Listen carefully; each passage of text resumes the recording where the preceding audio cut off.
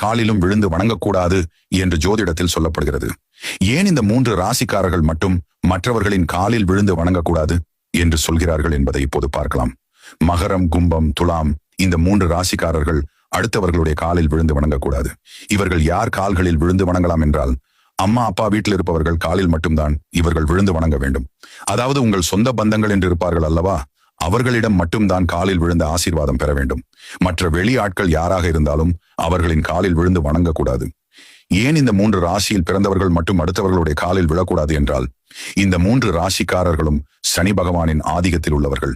அதே போல் உங்களுடைய காலில் மற்றவர்கள் யாராவது விழுந்து வணங்கினாலும் அதை தவிர்த்து கொள்வது நல்லது.